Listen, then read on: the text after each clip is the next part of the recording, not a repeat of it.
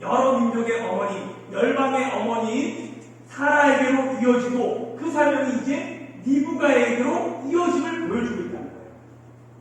그것을 증언하는 장이 창세기 24장입니다. 우리의 삶도 마찬가지입니다. 우리의 삶에 의미가 있었다면 그 구속사에 쓰임받아야 돼요. 하나님의 구원 역사 가운데 쓰임받는 인생을 하나님은 찾으시고 하나님은 기억하십니다. 나를 통해서 예수 믿는 사람이 있어야 돼요. 나를 통해서 하나님 믿는 백성들이 나와야 합니다. 나를 통해 구속사에 쓰임받을 때 하나님 앞에서 내 삶이 의미가 있고 내 삶의 진정한 뜻을 찾아가게 되는 것입니다. 이것을 기억할 필요가 있어요. 우리 같이 예배드리는 가장 어린아이 준원이가 하나님이 시키시는데 왜 목사님이 코로나에 걸렸냐라는 질문을 했다고 하죠.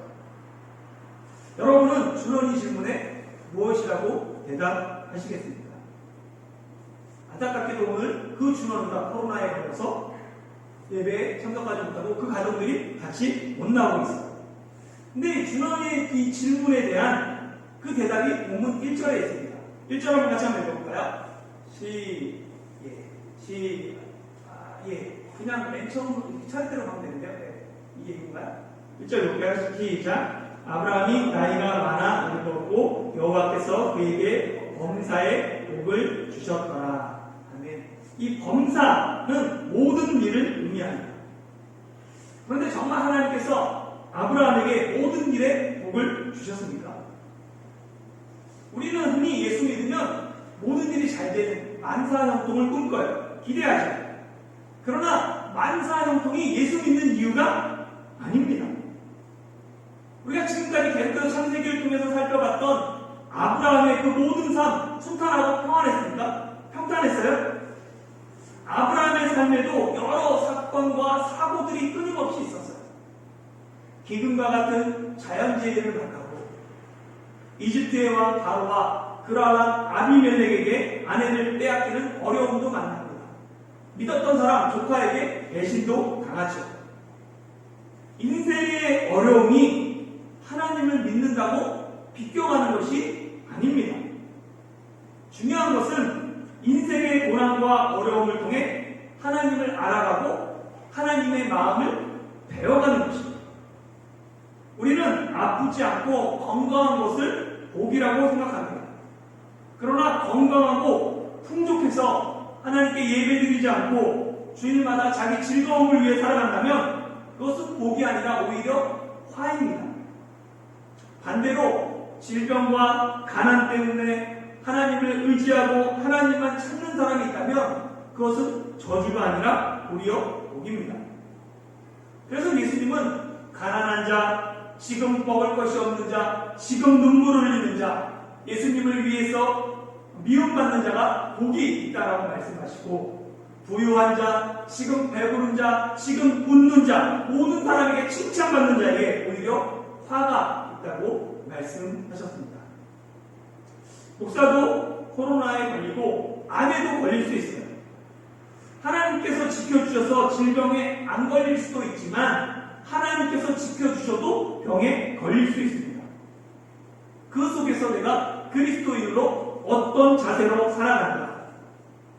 나를 훈련하시는 하나님, 고통 중에서도 나를 통해 일하시는 하나님을 신뢰하고 믿음으로 살아간다면 그것이 하나님의 복입니다. 예수님을 닮아가고 하나님을 알아가는 것, 그것이 진정한 복이죠. 그런 의미에서 아브라함은 모든 일에 하나님에게 복받은 사람입니다. 코로나를 통해서 아픈 사람의 마음을 이해하고 나의 연약함을 깨달았고 평소 하나님이 건강하게 지켜주신 것, 그것이 얼마나 감사한 것을 깨닫게 됐고 이런 것들이 코로나가 제게 준 유익입니다. 신앙으로 해석하고 감사하는 사람에게는 인생의 희로애락 그 모든 것이 복이 됨을 믿으시길 소망합니다. 이 1절에서 아브라함이 나이가 많아 늙었고 라는 말씀은 이제 사라는 죽고 그 뒤를 이어서 아브라함도 하나님의 구속사의 역사에서 결혼할 때가 되었다라는 얘기예요. 아브라함이 나이 많아 늙었기 때문에 나중의 인생을 마치기 전에 아브라함이 마지막으로 감당해야 될 사명이 있습니다. 그것이 이삭의 배필을 찾아주는 거예요. 하나님께 쓰임받은 한 세대가 물러나고 새로운 세대가 일어나는 것, 이건 하나님의 구원 역사의 당연한 전개예요. 이상한 게 아니에요. 아쉬워할 필요도 없고 섭섭해할 필요도 없습니다. 총회헌법에 원로제도가 있어요. 이 원로제도는 참 명예로운 또 영광스러운 제도입니다. 한 교회에서 20년 이상을 신무한 목사와 장로에게 원로라는 호칭을 부여합니다. 그런데 한국 교회 중에 이 원로제도를 없애는 교회들이 늘어나고 있어요. 원로 목사, 원로 장로 없습니다 하는 교회가 늘어나고 있어요. 왜냐하면 어떤 교회에서들은 이 원로라는 이름으로 은퇴했음에도 불구하고 교회를 좌지우지하려는 회단들이 있기 때문에 그렇습니다. 그 위험성을 사전에 미리 방지하기 위해서 아예 원로 제도를 폐지하고 있는 것이죠. 타이주한국교회는 앞으로 장로를 세우면 은퇴할 때까지 신무하는 것이 아니라 임기제를 실행할 계획이에요. 그래서 그 방법은 다양해요. 6년 단임제로 할 수 있고 5년 하고 신임을 하고 5년 한 다음에 끝나는 것, 이런 식으로 여러 가지 방법으로 지금 시도하고 있습니다. 당연히 장로뿐만 아니라 목사도 자기 권리를 포기해야 되죠. 그래서 원로 목사 제도를 없애고 목사도 신임 투표를 시행할 것이에요. 타이주한국교회는 직분이 명예가 아니라 실제 봉사의 자리가 돼야 합니다. 직분은 철저하게 교회를 세우기 위한 것입니다. 많은 교회가 교회 건축할 때, 성도 건축이라는 이름으로 건축할 때, 그리고 사람을 세울 때 시험에 빠집니다. 특별히 우리는 교회 첫 번째 한조직을 세우는 일이기 때문에 더욱 많은 기도와 준비가 필요해요. 이번에 피택되신 분들은 정말 많이 기도하며 준비해야 됩니다. 피택되신 분뿐만 아니라 교회가 뽑아놓고 뒷짐지는 것이 아니라 한마음으로 기도해야 해요. 올 초부터 한존직을 위해 예배 시간마다 기도해달라는 말씀드렸어요. 이제 지금부터는 임직할 때까지 2배로 기도해야 합니다. 그냥 시간이 간다고 받는 게 아니에요. 한마음으로 교회가 이 일을 위해서 기도하지 않으면 시험에 들고 그 안에서 어려움을 겪게 됩니다. 정말로 간절히 기도를 같이 해주시기를 부탁을 드립니다. 늙은 아브라함에게 남은 사명, 그것은 구속사를 이어갈 이삭의 아내를 찾는 것입니다. 이삭의 아내를 통해서 하나님의 언약이 계속해서 이어지기를 원하는 것이 아브라함에게 가진 마지막 사명입니다.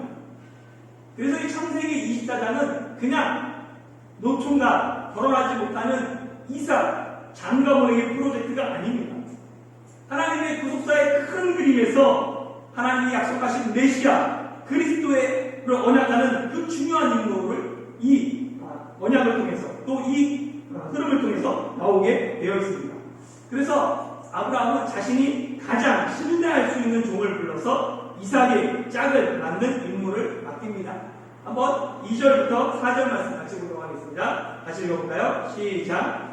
아브라함이 자기 집 모든 소유를 맡은 늙은 종에게 이르되 청하건대 내 허벅지 밑에 내 손을 넣어라. 내가 너에게 하늘의 하나님 땅의 하나님이신 여호와를 가리켜 맹세하게 하니 너는 내가 거주하는 이 지방 가나안 족속의 딸 중에서 내 아들을 위하여 아내를 택하지 말고 내 고향 내 족속에게로 가서 내 아들 이삭을 위하여 아내를 택하라. 아멘.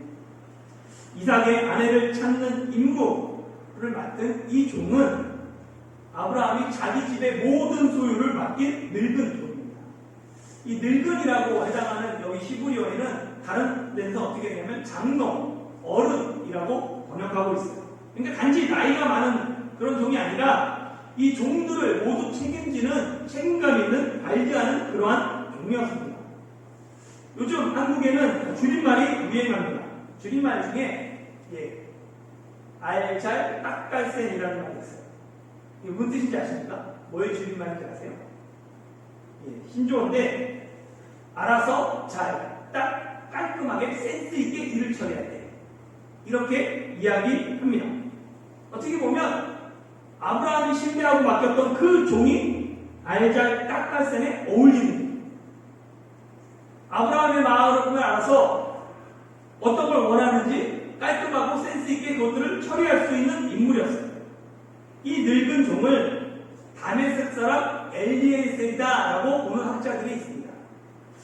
엘리에셀 기억나세요? 출창기 아브라함이 믿음의 여행을 시작했어요. 창세기 15장에 보면 상속자가 없을 때 아브라함이 내 다메섹의 종 엘리에셀이나 하나님 앞에 상속자로 추천하죠. 그러니까 이 늙은 종이 엘리에셀이 맞다면 엘리에셀은 최소 50년 이상을 아브라함의 종으로서 충성했던 그 마음이 변치 않았던 사람입니다. 엘리에셀이 창세기 15장에 등장합니다. 그리고 창세기 16장에 보면 아브라함이 하갈에서 이스마엘을 낳아요. 그때 아브라함의 나이가 86세입니다. 가나안 땅에 들어온 지 10년쯤에 이제 첩을 두니까 86세예요. 그리고 23장에서 사라가 몇 세에 죽어요? 127세에 죽습니다. 그러면 아브라함 나이 몇이에요? 137세죠. 10살 차이입니다. 그러니까 어떻게 보면 정말로 50년이 넘는 최소 50년 동안 신실하게 변하지 않게 충성했던 사람이 이 엘리에셀이에요. 그러니까 자신이 가장 신뢰하고 자신의 의도를 가장 잘 알며 신실하게 일을 처리할 수 있는 종에게 마지막 남은 사명, 가장 중요한 일을 맡긴 것입니다. 그래서 아브라함은 종을 불러서 자기 허벅지 밑에 종의 손을 넣고 맹세를 시킵니다. 허벅지 밑에 손을 넣고 하는 맹세는 고대 근동 지역에서 가장 강력하고 엄숙하게 맹세할 때 이렇게 했다라고 얘기해요. 한글 성경은 허벅지로 완곡하게 번역했는데 원문에 보면 남자의 생식입니다. 그러니까 이 허벅지 밑에 손을 넣고 맹세하는 건 어떤 의미가 있냐면 이 성식기에 손을 넣고 내 생명의 근원을 넣는 거예요. 내 대를 이어서 충성하겠다라는 의미가 있어요. 뿐만 아니라 하나님이 남자 생식기에 뼈대를 내는 할례를 통해서 이스라엘 자손을 거룩하게 하셨던 것처럼 하나님의 거룩하심 앞에서 하나님의 이름으로 맹세하는 의미도 있어요. 뿐만 아니라 이 남자의 생식기가 남자의 주권과 권리와 권위를 상징하기 때문에 거기에 충성하겠다, 주인에 대한 충성과 복종을 의미합니다. 종합해 보면 이 허벅지 밑에 손을 넣고 하는 맹세는 하나님의 이름을 걸고 그리고 내 자손의 이름을 걸고 반드시 주인에게 충성하겠다라는 의미입니다. 배가 떨어질지라도 이건 반드시 완수하겠습니다 할 때 이런 맹세를 하게 됩니다. 이렇게까지 하면서 아브라함이 종에게 맹세시킨 것이 두 가지예요. 하나는 뭐냐면 가나안 족속의 딸 중에서 이삭의 아내를 택하지 말라. 내 고향, 내 족속에게로 가서 이삭의 아내를 택해라. 이렇게 얘기하죠. 왜 아브라함은 가나안 딸이 아닌 자기 족속에게서 이삭의 아내를 택하게 했을까요? 그것도 아브라함은 이 가나안 부정을 나타내는 시브리어 롤을 쓰고 있어요. 절대 결코 가나안 땅으로 가지 말라. 가나안 여인 족속에서 택하지 못하게 합니다. 아브라함은 가나안 땅에 들어와서 75세에 들어와서 이곳에 정착한 지도 60년이 넘었어요. 그동안 아브라함은 가나안 땅 이곳 저곳에 장막을 치며 유목 생활을 했습니다.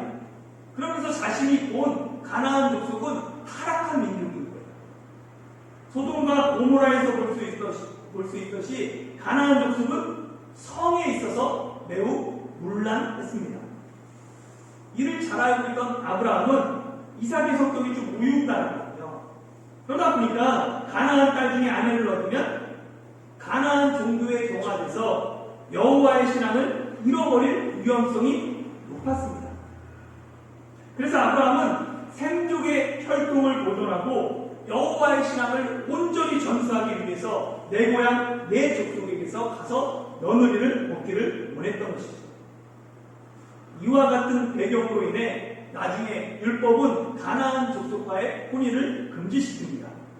보면 신명기에 보면 또 그들과 혼인하지도 말지니 내 딸을 그들의 아들에게 주지 말 것이요 그들의 딸도 내 며느리로 삼지 말 것은 그가 내 아들을 유혹하여 그가 여호와를 떠나고 다른 신들을 섬기게 하므로 여호와께서 너희에게 진노하사 갑자기 너희를 멸하실 것임이니라. 아멘.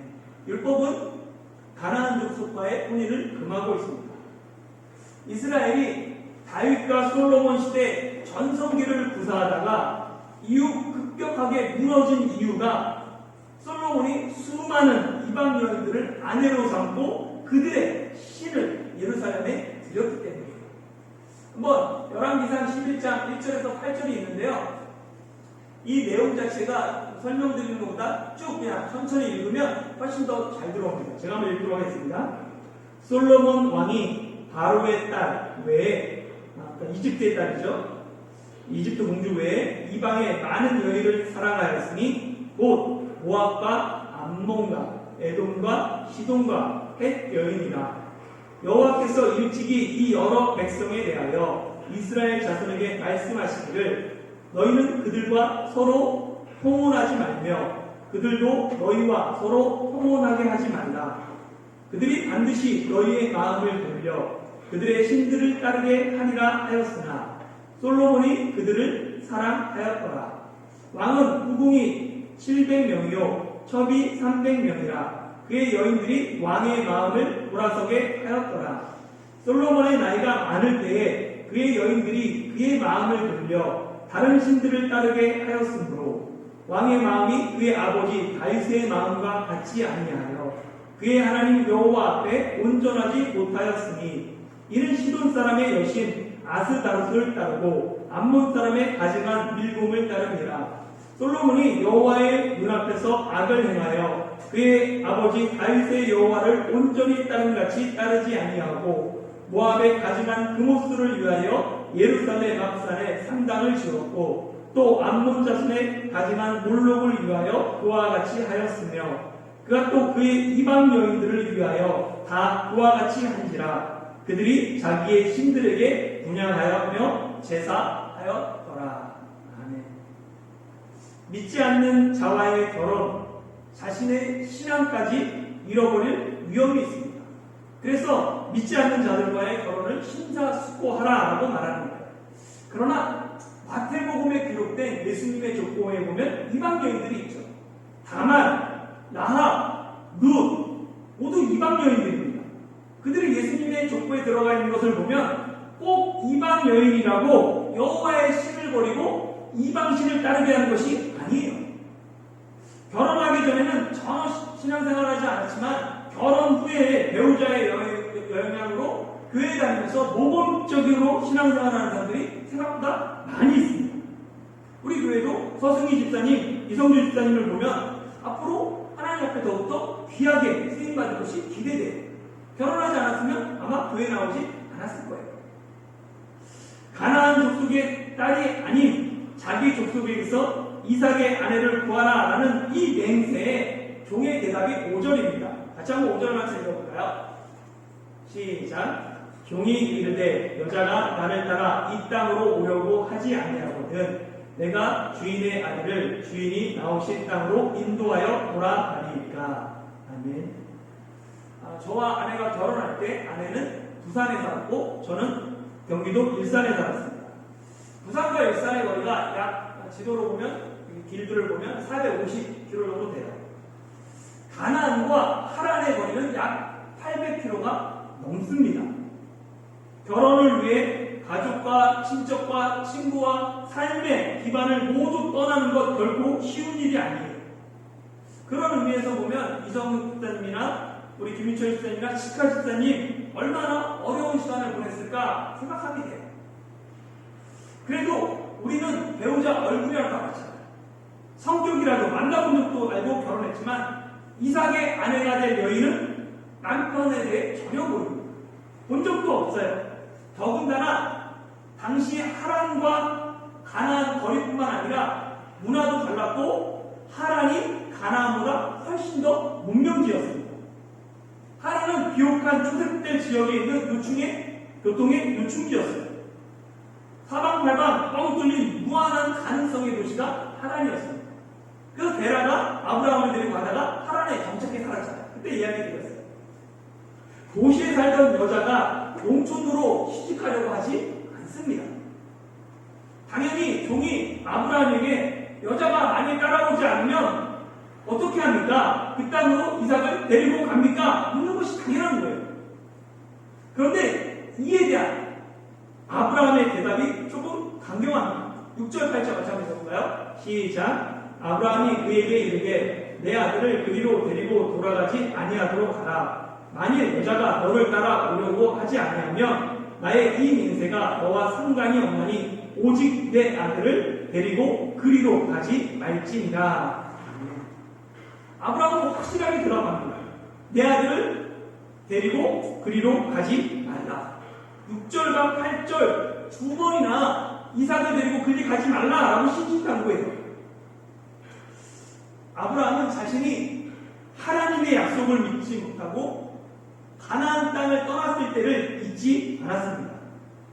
아브라함은 자기 인생을 통해 가나안 땅에 머무는 것이 은혜라는 것을 알았어요. 그걸 배웠어요. 하나님의 말씀이 없는데 자기 멋대로 판단해서 움직이는 것, 도리어 화가 된다는 것 너무나 잘 알았습니다. 자신의 인생을 통해서 경험했어요.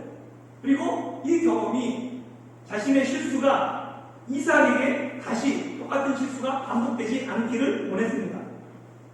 실수를 반복하지 않는 게 지혜예요.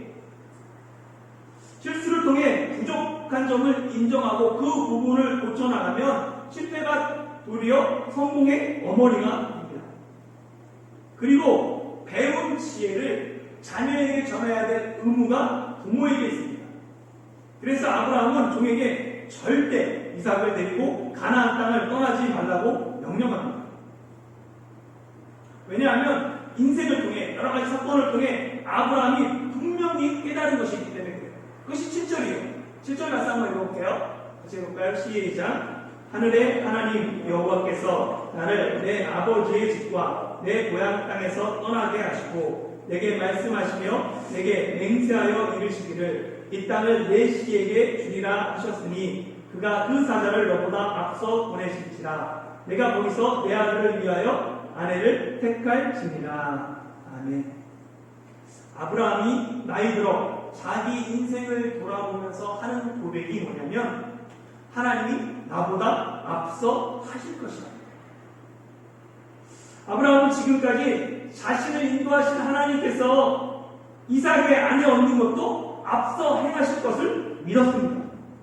하나님이 앞서 분명히 행하실 것을 믿었기에 아브라함은 종에게 이삭을 데리고 그리로 가지 말라라고 말합니다. 말씀을 마무리하겠습니다. 사랑하는 성도 여러분, 아브라함은 노년에 자신이 경험한 하나님을 앞서 행하는 하나님, 나보다 미리 행하는 하나님이라고 고백합니다.